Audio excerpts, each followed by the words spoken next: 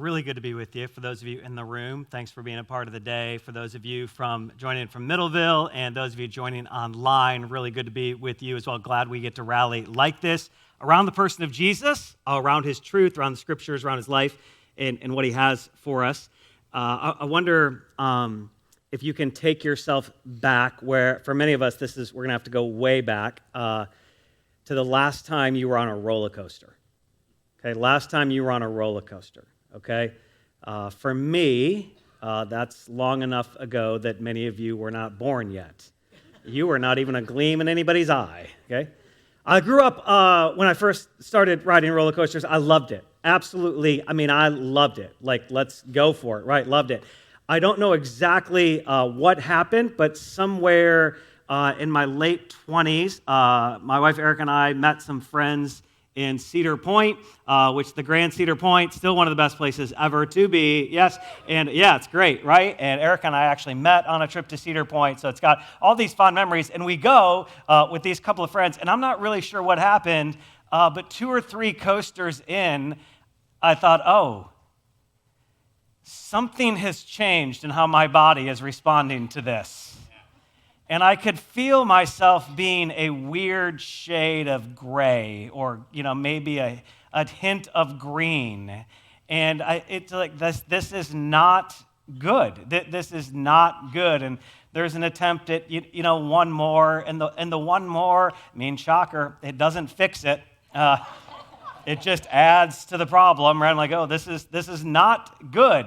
The only comforting reality to that was that the friends we were with, the guy we were with, he also was experiencing some of the same thing. And so we wandered around all day and watched the girls get on roller coasters, have a good time, while we tried to keep anything we ate down. But here's the thing about a roller coaster, if you do have a good experience with a roller coaster, right, there are 2 ways you can ride the roller coaster, right? You can ride the roller coaster fully clinch, just really grab a hold of this thing as hard as I can, or if it's if the safety measure comes down over, you just grab that thing, you just squeeze that thing for dear life, right? If I hold on to this tight enough and this thing somehow leaves the track, this will somehow save me, okay?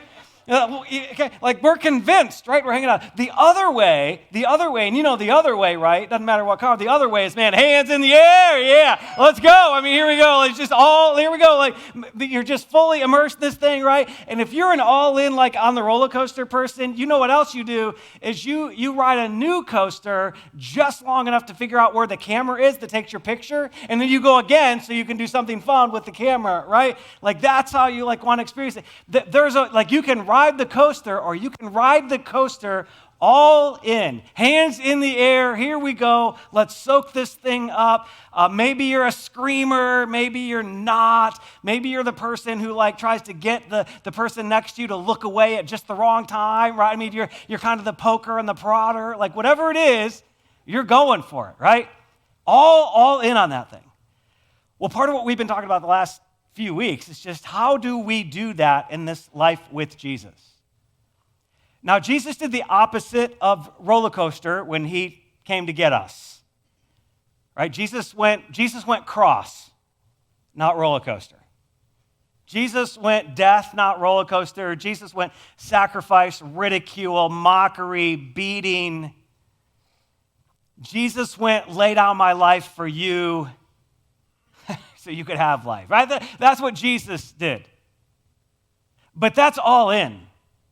That's hands in the air, full release, full surrender to his love for people, his love for his heavenly Father. Let's go for this thing. Let's be all in. And so our question has really been, how could we just be all in back?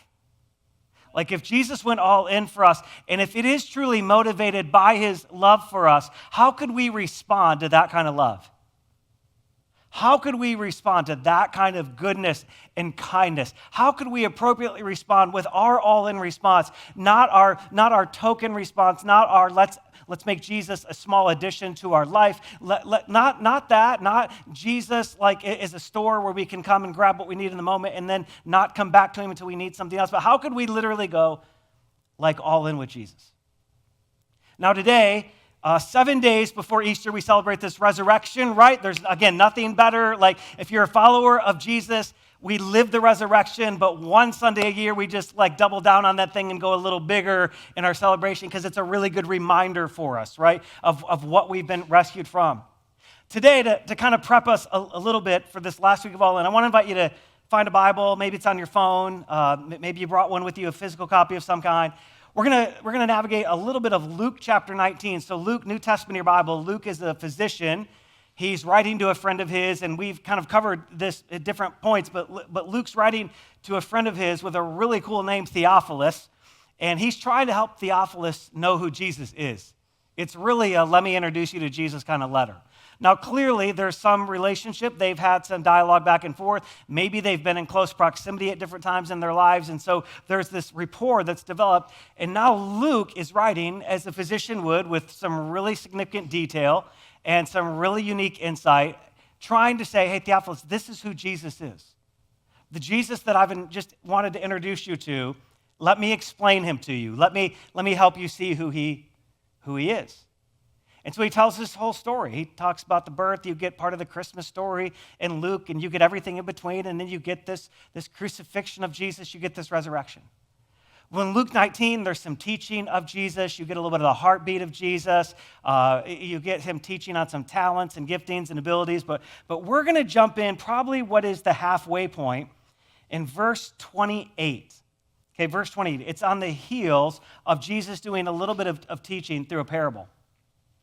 In verse 28, this is what he says. And we're kind of entering this key moment in the story of Jesus as we're heading in towards his death. It says, after Jesus has said this teaching, he went on ahead, and he's going up to Jerusalem. This is him getting ready to enter Jerusalem, knowing that he's going to give his life. Some translations or some different accounts, like Mark, would say that Jesus set his face like flint. He just steeled himself and said, I'm going. Like, this is the week. I know I'm walking into my death. Like, he's going up to Jerusalem, and as he approached Bethphage and Bethany at the hill called Mount of Olives, he sent two of his disciples, saying to them, go to the village ahead of you, and as you enter it, you will find a colt tied there, which no one has ever ridden. Untie it and bring it here. If anyone asks you, why are you untying it, say the Lord needs it. Apparently that carried enough weight. Like, it's yours, but right now it's not. Those who were sent ahead went and found it just as Jesus had told them. As they were untying the colt, the owners even asked, why are you untying that? And so they said what Jesus said, well, the Lord needs it. So they brought it to Jesus, threw their cloaks on the colt, and put Jesus on it. As he went along, people spread their cloaks on the road. Like this expression of like honor and tribute and celebration. When he came near the place where the road goes down to the Mount of Olives, the whole crowd of disciples began joyfully to praise God in loud voices for all the miracles they had seen him do. Like they're kind of just going down memory lane of what Jesus has done and expressed in front of them. And they start singing out, blessed is the King who comes in the name of the Lord, peace in heaven and glory in the highest. Now, there are some of these Pharisees, religious leaders in the crowd who said to Jesus, like, hey, teacher, rebuke your disciples. Like, you're not really God. They shouldn't be doing this. And he said, I tell you, like, if they keep quiet, the stones will cry out. Jesus is like, look, I am the Son of God. I am Jesus. I am the King. You're really going to see that in a handful of days. And if people don't, like, worship me, inanimate objects are going to start doing it. So let's, like, let them do that. Now, this is a cool moment. Like, this is the beginning of what we refer to Holy Week. It's this final week of Jesus' life before his death and then his resurrection. And it starts we're kind of at this 7-day window. And some of you would refer to today as Palm Sunday because these same people wave palm branches and everything. It's this grand entrance. And it's amazing. It's an incredible moment of celebration. It's an incredible moment of celebration. Now, again, most of these people don't fully understand what's coming. Handful of days later, most of these people who celebrated Jesus will turn their back on him because it gets difficult, it gets challenging. But there's this moment of celebration. And here's the reality. They're a handful of days away from a death and then a couple more days from a resurrection. We're 7 days away from celebrating a resurrection. 7 days. And what I wonder is, instead of today talking about how can we just be all in with our life, how can we be all in, which is what we've talked about for the last few weeks. I love it. I love that. How can we be all in? What if today we could shrink the window? And we could simply ask the question, what would it look like to be all in for the next 7 days? What's it look like to be all in for the next 7 days? If you're here today, you're a follower of Jesus, 7 days from now, we're going to celebrate a resurrection. We're going to celebrate the day that everything Jesus did became worthwhile. If you're here today and you're not a follower of Jesus, or you're joining online, you're not a follower of Jesus, here's this tension. You could still ask the question, what would it look like to go all in for 7 days, exploring what it might mean if this was all really true? What would it really mean if all of this was really true? What could it mean to me? All in for 7 days, prepping for a great day of celebration, right? Now, how would we do it? Let me just play out a few different ways. I'm not trying to get an exhaustive list or anything, but let's just play out a few ways. The first, to just be all in for 7 days, we could just say, hey, we're pausing for gratefulness. Every day for 7 days, we're just going to be people who are pausing for gratefulness. We're going to pause each day long enough. Maybe it's once a day, maybe it's multiple times a day, to say, hey, I'm grateful for this. And our gratefulness may not always feel super spiritual. Maybe it is like super spiritual. I'm grateful for Jesus, but it could be I'm just grateful my car started today. I'm grateful I have a job. I'm grateful I actually even get to go to school. I'm grateful I'm on this team. It could be anything, right? Here's the beauty. When we express gratefulness, there's this little chemical exchange that happens inside of our brain. And when we express gratefulness, what happens is there are these gates into joy that open up. So the chemicals and the feelings and the senses and the perspectives we get from joy, they're behind these gates that open with gratefulness. So when you and I express gratefulness, like some things that we that we don't even fully understand start happening inside our brain that opens the pathway to joy. Like if we say, man, I want to be more joyful, I want to be more happy, I want to be, man, I'm telling you, here's the bottom shelf answer. Express gratefulness. Express gratefulness. We actually have the resource in us. Recently, I was in a parking garage that I hadn't been in. I was someplace I hadn't been before, and I was in there, and I was getting ready to leave. And when I was leaving, I had this pass because the event I had been at had like paid for all this parking, and so I had this pass to get out of the parking garage. Because I've never been to this parking garage. It's like I don't even really like engaging with people at counters, whatever. I never go through a drive-thru. I've never been through the drive-thru at the bank. Like it's just I just can't do it. I don't know what it is. Okay. But I'm like, this is nerve-wracking to me. I've never been here. I'm going to have to talk to this guy. Like, I don't know the guy. Is he an introvert too? Because then it's going to be really weird, like if he's an introvert and I'm an introvert. And so I pull up, and I hand him this little card that I have.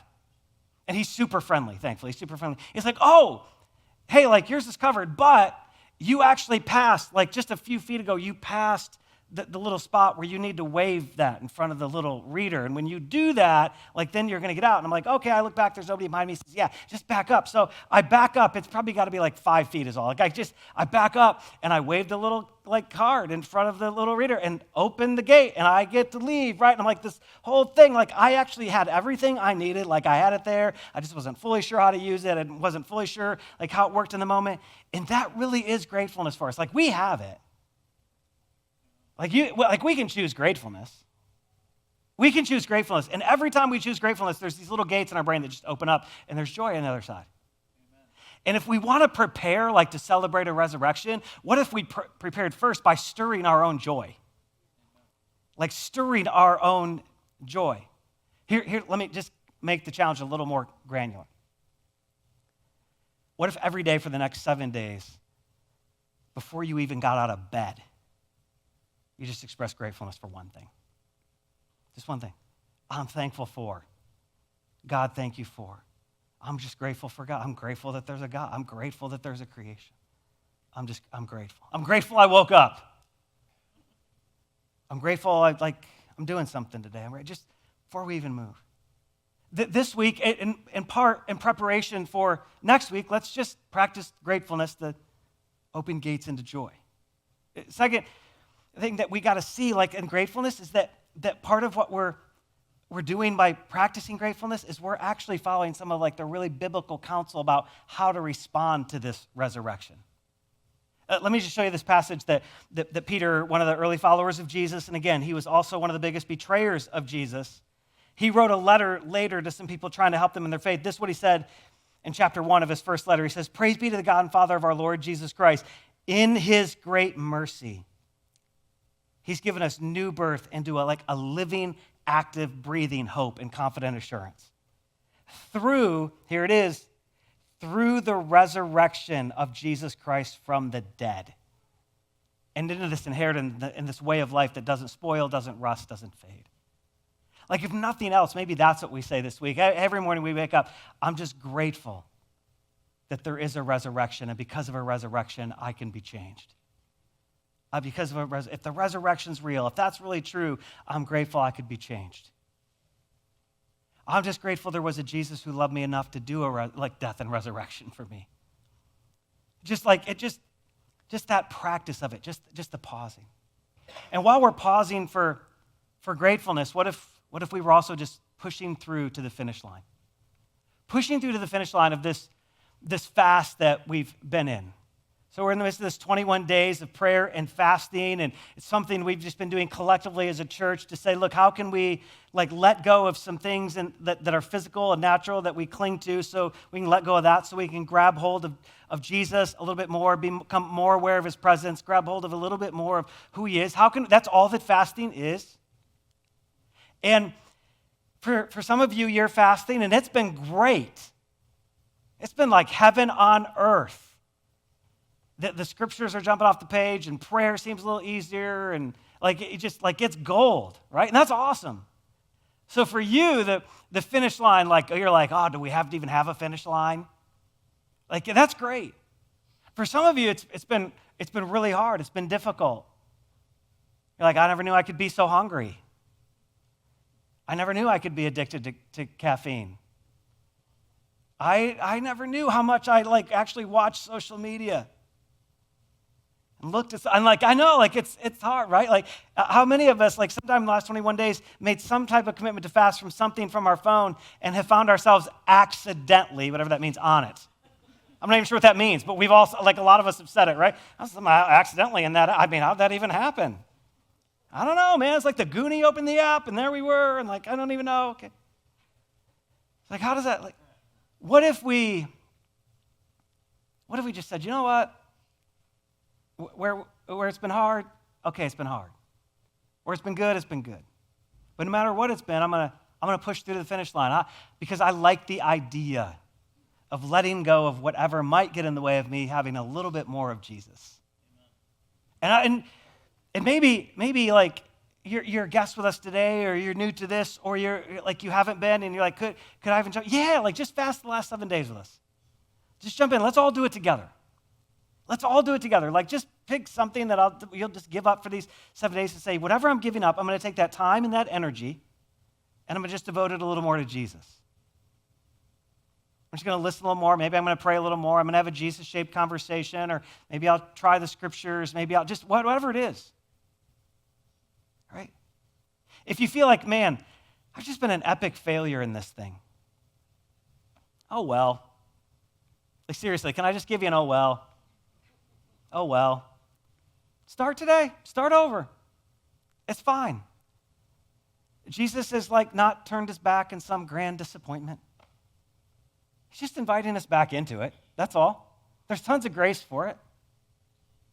You're like, oh, I was fasting and I was trying to feed my kid and I ate a bite of mac and cheese. It was Kraft. Okay, it's just killing you, right? And you're like, I failed. It's just, No, it's fine. It's fine. It's fine. The goal isn't to somehow hit a perfect metric. The goal is to let go of something to grab a hold of Jesus. So don't let a misstep or a failure or I quit or I got distracted or I forgot. Don't let that be the debilitating thing. Just say, you know what? No, I still just want more of Jesus. So I'll re-engage it. It's fine. Remember what Jesus said in Matthew chapter 6. He made this very assumptive statement. He said, when you fast. When you fast. When you, not if, not, it might be an idea to consider on occasion. When you fast.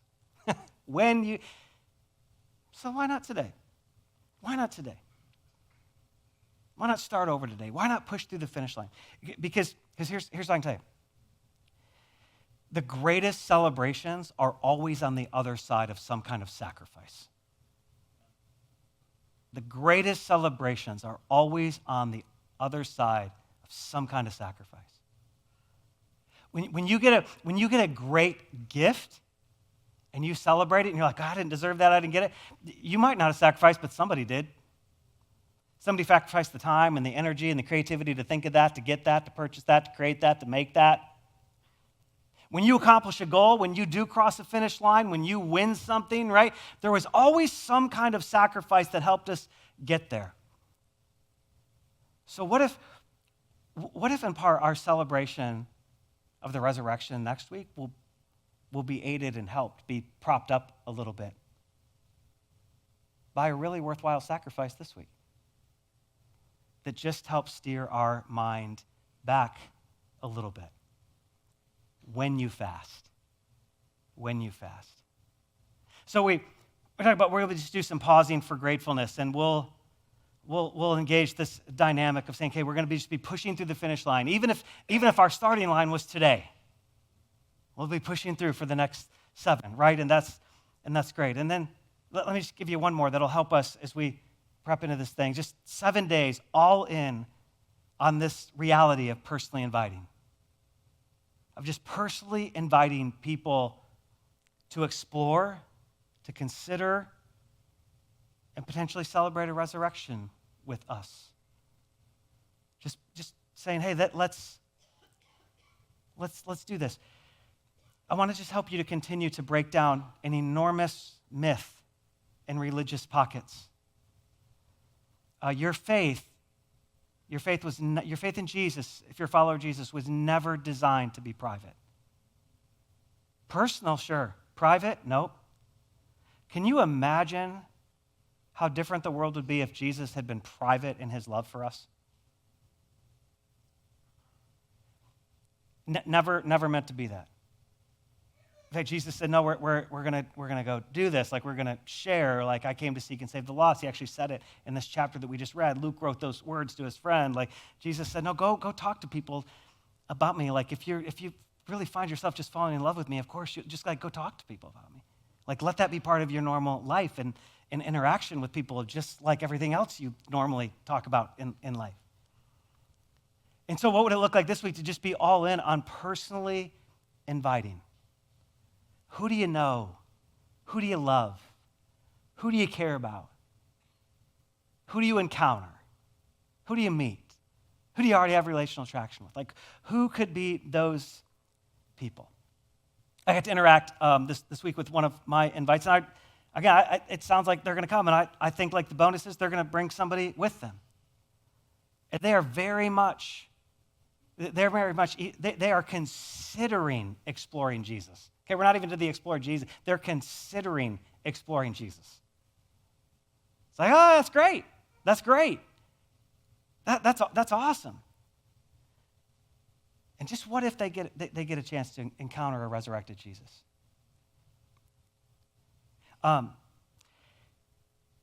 For those of you here in this room, and for those of you in the room in Middleville, just do me one favor, and for the next few minutes, don't leave the room. If like you're on a ministry team or whatever, like, I think I can do this, I'm giving you the authority to be late to whatever that is, okay? Just because I want to take you back to this passage for a minute, and I want us to see something. At the end of Jesus being welcomed with people waving flags and singing songs and like laying cloaks down and all of this honor and all of this anticipation, I want you to see what Jesus does. Let's go back we'll pick it up in verse 41, same chapter, Luke chapter 19. All these people celebrating Jesus, and this is what happened. As he approached Jerusalem and he saw the city, he wept over it.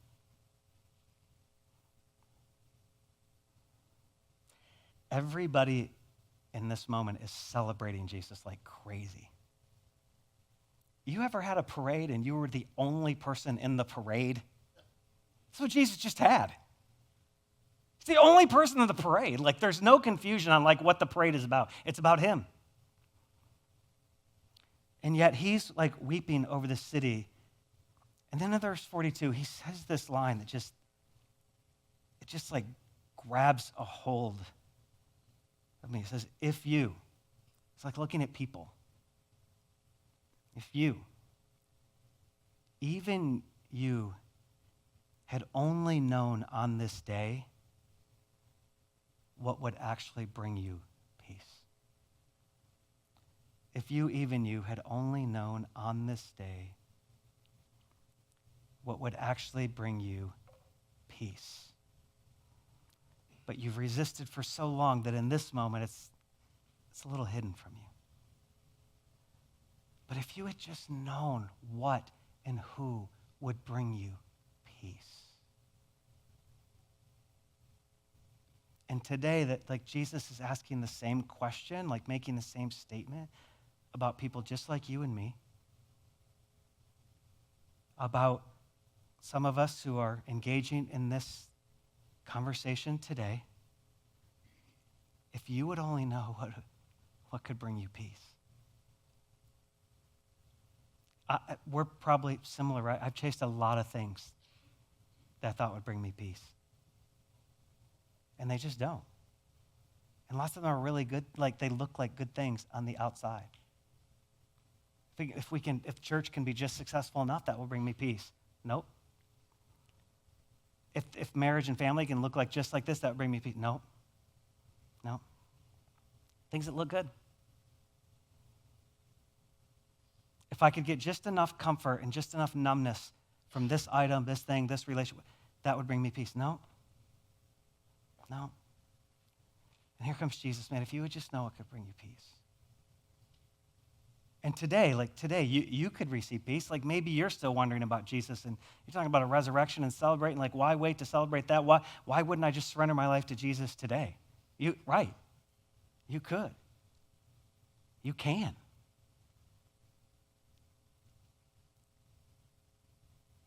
And who around you, if you are a follower of Jesus, who around you do you wish could know the peace of Jesus?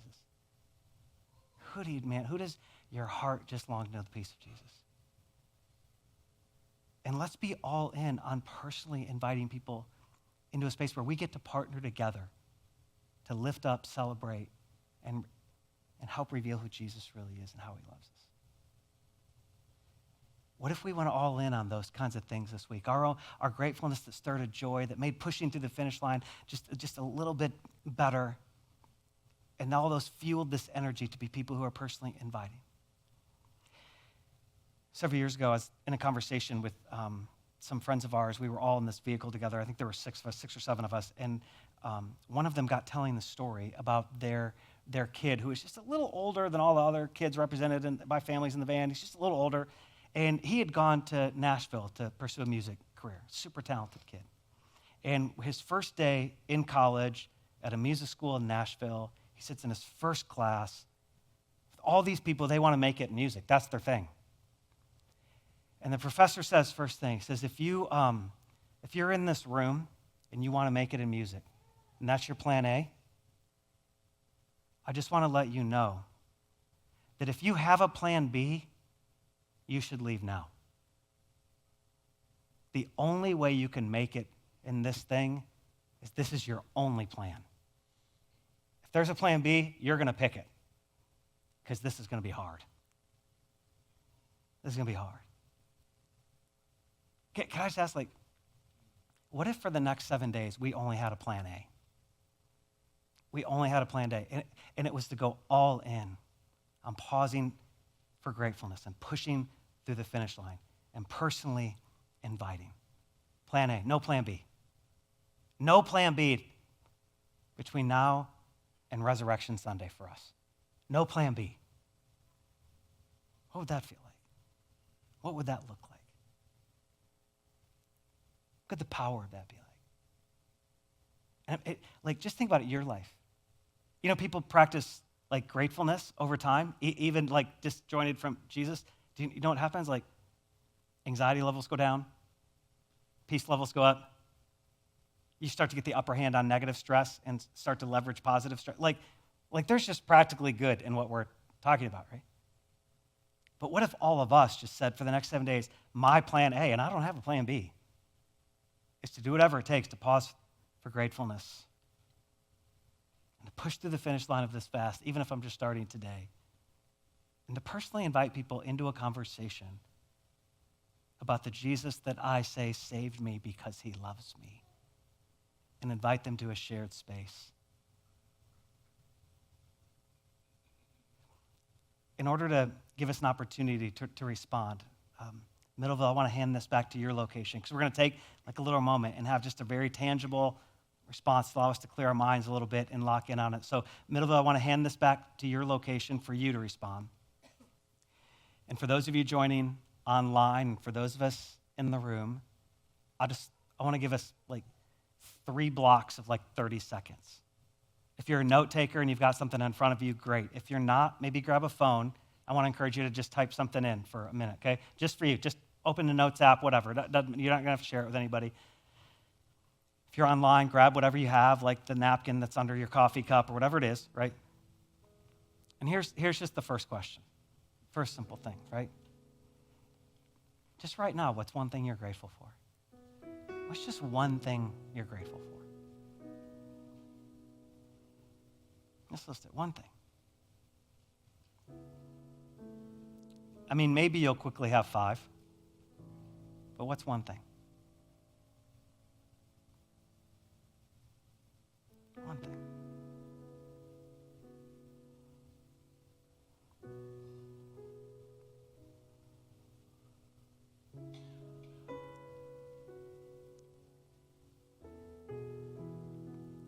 What's the statement you want to make about pushing through the finish line of the fast? What's the statement you want to make? Maybe it's a statement as simple as, oh yeah, I'm in, I'm finishing. Maybe it's a statement that says, today I start, or today I start over. It's great, it's awesome, it's wonderful. What is that?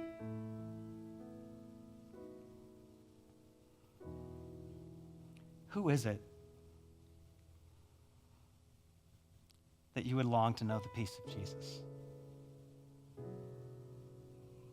And this week can be the week you're personally inviting them in to conversation, and you're personally inviting them to come and explore and potentially celebrate the resurrection with you. You got at least a name. There's at least one. In just a moment of candor, like just us friends together, if you're a follower of Jesus and you have no names, let's talk. Let's talk. I'd love to just have a conversation about what it is to really follow Jesus. Like, what is that? Yeah, let's talk. But just write a name. Just maybe you have 3 names. They just come to mind all at once. Maybe it's one family unit. Who is it? Who is it?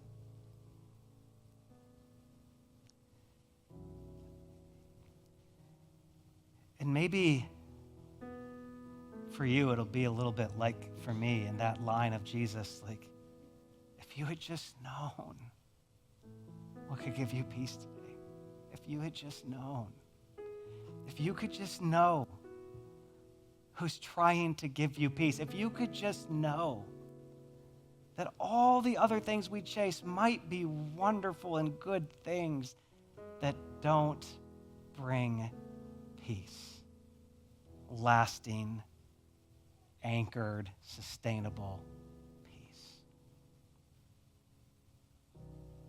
If you had just known. I got some people in my life, man, I love them with everything in me. I would love for them to know peace. I can't promise them a perfect life. I can't promise them no bumps and bruises. I can't promise them like everything for the rest of their life being smooth and easy. Can't promise any of that. But there is a promised peace. There is a promised settledness in the midst of crazy, and in the midst of broken, in the midst of dark.